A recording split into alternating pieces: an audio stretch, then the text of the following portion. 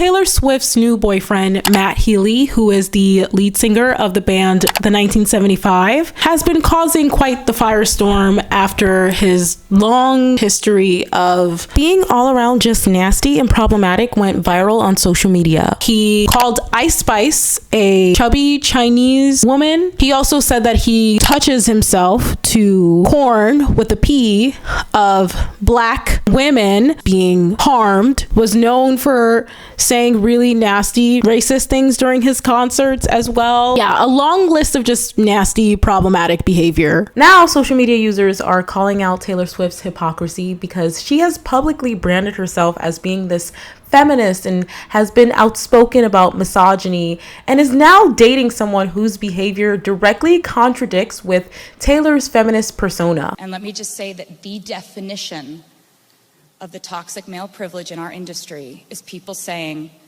but he's always been nice to me. The best advice I've ever gotten was to be kind to people. I'm trying to be as educated as possible on how to respect people, on how to deprogram the misogyny in my own brain. Toss it out, reject it, and resist it. Today, I want to discuss the dangers of Taylor's particular brand of feminism and why you shouldn't be surprised.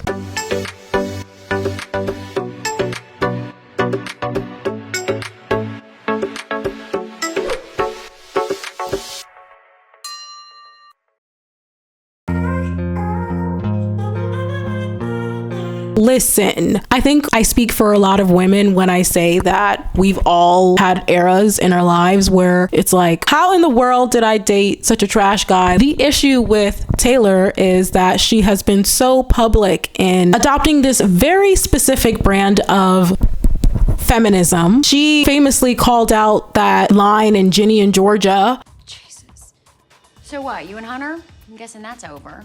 What do you care? You go through men faster than Taylor Swift. Taylor wrote, quote, "Hey Ginny in Georgia, 2010 called and it wants its lazy, deeply sexist joke back. How about we stop degrading hardworking women by defining this horse as funny?" She has long been criticized for her feminism only showing up when it benefits her and not actually doing anything to actually move the needle in women's rights and women's justice. And while look, we've all dated a problematic man or two or three, maybe four. As a private citizen, that's not something that I've done publicly. And I would hope that someone with the amount of just power and notoriety and influence of Taylor Swift, that before they start to publicly gallivant and platform a particular person and a relationship publicly, that you vetted that person and you know that person inside and out and you've made that decision consciously knowing who they are. So I have to assume that she does know this information and she just doesn't care. Taylor Swift can be private if Taylor wants to be private. Like, she has all of the means to be. And her stans will make every excuse to justify this behavior and say a woman should not be responsible for a man's behavior, but isn't choosing to be in a relationship with that person an endorsement of their actions?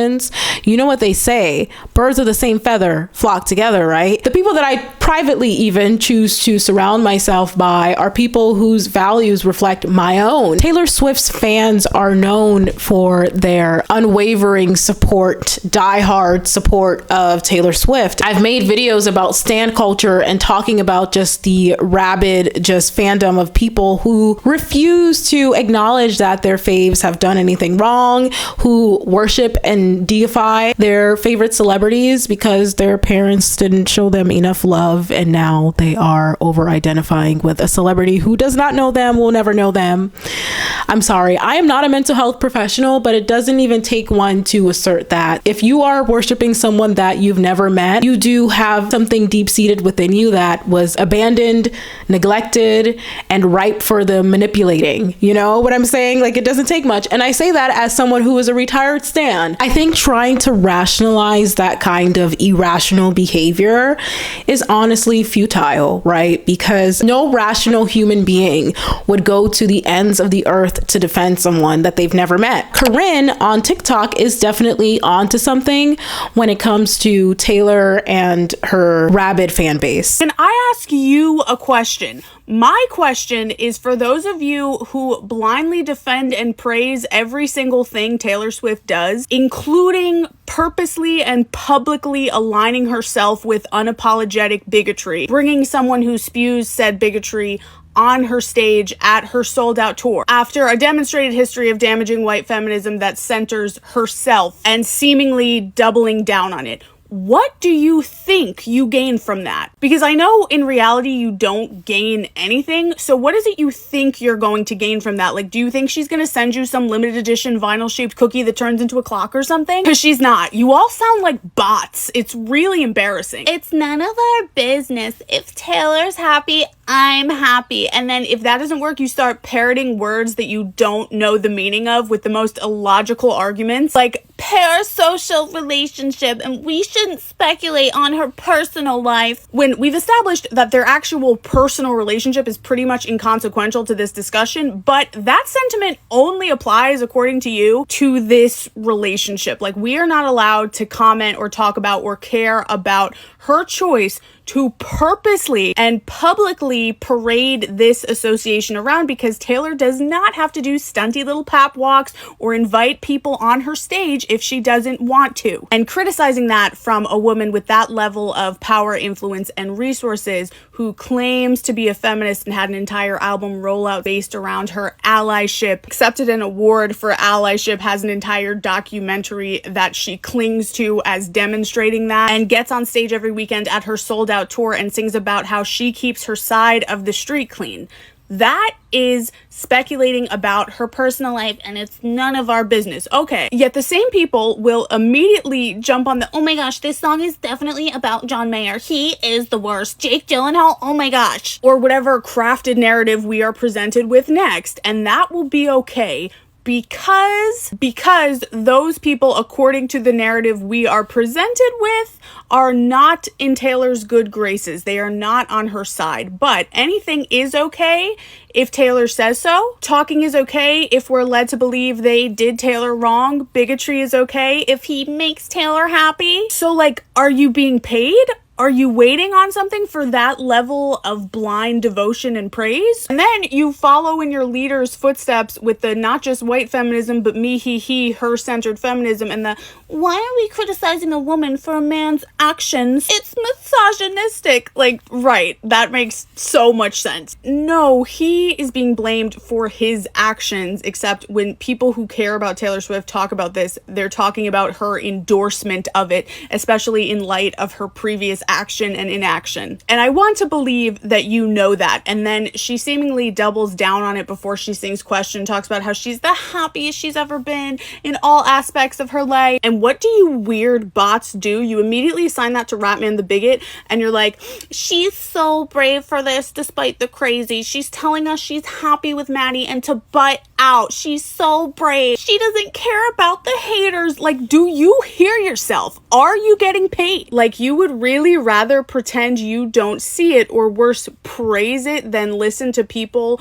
who are more harmed by this than you. You would really rather say, good for Taylor, than listen to Black women, to Jewish people, to all kinds of marginalized people who were deeply hurt by this. Many of which are fans of Taylor's music and make content about her, attended her tour. You would really rather say, Swiftie for life, I will support her no matter what, than hold anyone accountable. And one more time for those of you fighting for your lives trying to defend this man, white men getting on stage, getting on a podcast, and being disgustingly vile and hateful towards marginalized groups that they are not a part of in the name of satire, according to you, is not the glowing clarification of redemption that you think it is. White men being quote-unquote ironically racist, anti-Semitic, misogynistic, and disgusting, according to you, is still white men being those things. But once again, like I said, the large majority of the Taylor Swift fandom does not care about this stuff and is very hateful, racist, misogynistic, bigoted themselves. And whether you want to admit that or not, not, because I know so many of you don't care, Taylor does set the tone for that. And acting like a weird paid bot in defense of everything she does not make you a true Swiftie. It hurts people and makes you look embarrassing. And Francesca Ramsey, who I absolutely adore, she responded to Corinne's TikTok with a really, I thought, just precise analysis on how Taylor has consistently stoked the flames of this parasocial relationship that she has with her fans throughout her career. I know this is a rhetorical question, but the reality is that Taylor's hardcore fans really do believe they are this close to being considered her friends. Taylor has stoked the flames of the parasocial relationship with her and her audience throughout the course of her career, and dare I say, it's evil genius. Remember when she was inviting fans to her home and baking them cookies and letting them listen to the album before anybody else? Just by doing that with a small group of fans, she planted the seed for millions that any day now they could be plucked out of obscurity and become Taylor Swift's friend. Coupled with the fact that Taylor is chronically online and known for engaging with her fans across social media, there is a specific type of fan that will go to extreme lengths to defend her behavior, especially to defend white womanhood, because there is a chance that Taylor will see those defenses and once again pluck them out of obscurity and make them her bestie.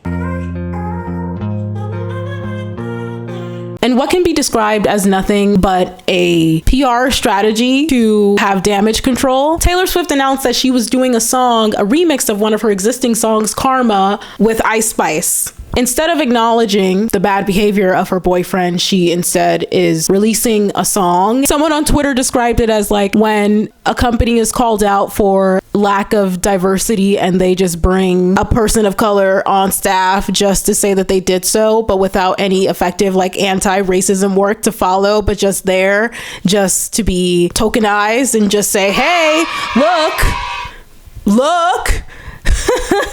I did it. They're there. She also brought Ice Spice out on stage at one of her concerts as well. It's like literally giving, hey, look, diversity. And it's worth noting, not really, but kind of, that Matt apologized to Ice Spice, basically saying, I'm sorry if you were offended. That was pretty much the extent of his apology, and saying, I love you, Ice Spice, and I don't want you to be upset. It was just a joke. That was his apology.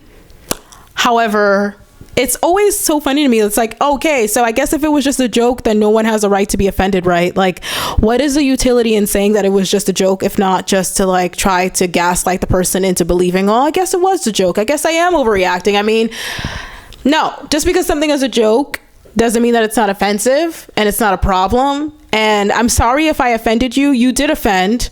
What you said was wrong. Own it. I'm sorry if I offended you is never an apology. You wouldn't apologize if you didn't offend the person. Then you wouldn't have to apologize if you didn't damn well know that what you said was offensive. So I'm sorry if I offended you. Yeah, that doesn't cut it. Sorry about I've said. I've never meant to hurt anybody. Sorry if I've offended you and like Ice Spice. I'm sorry. I wasn't. It's not because I'm annoyed that me joking got misconstrued. It's because I don't want Ice Spice to think that I'm a I love you, Ice Spice. I'm so sorry. Not to mention apologizing in the middle of your set in a concert and just the body language and just how he's clearly treating it as a joke. Yeah, that tells me that you don't take this seriously. This is not a serious way to apologize for racism, misogyny, and all of the other awful things that he said. He also said in an interview that anyone who says that they're offended by his comments is either lying that they're hurt or, quote, a bit mental for being hurt. The bar for being a feminist is just so low. Literally, a celebrity can give us crumbs of social justice work, but do just enough to stay apolitical, right? And it's like, oh my God. Oh, what a feminist. Oh, what an activist. Oh my God. Speaking out against injustice. Yay. But it always only goes so far. But we cannot expect celebrities to be activists. You cannot be a celebrity and be an activist.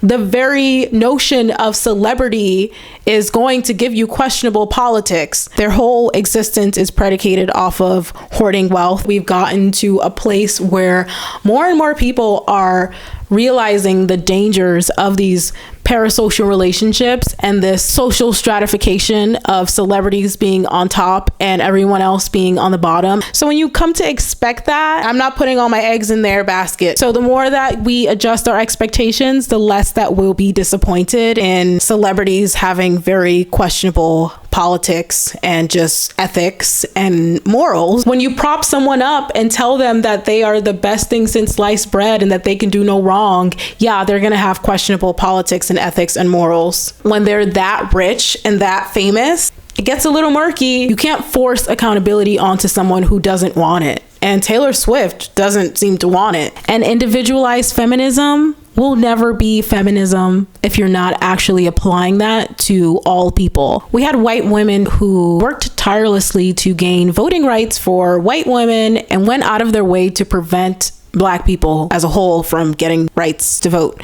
So this has been happening for a long time. With Ice Spice, although I am faulting her for allowing herself to be used as just a pawn in all of this, it's my understanding, I don't know much about Ice Spice, it's my understanding that she's like very much online. So one would think that she was aware of this, at least now. Like if in the beginning, whenever she recorded the song, she wasn't aware, fair, but now going out on stage, one would imagine she's aware of it. I'm not faulting her to the same degree though, because she's still new in her career. She's young. And I think she's navigating that. And when she gets a call from one of the biggest pop superstars, Taylor Swift, to be on her song and come out at her concert, I think she's taking that opportunity because she knows what that could do for her career and the visibility of it all. But I'd love to hear from you all in the comments down below. What are your thoughts on this whole Taylor Swift, Matt Healy, and Ice Spice drama and debacle? I'd love to hear from you all in the comments down below. And thank you all so much for watching. And I can't wait to see you all next time.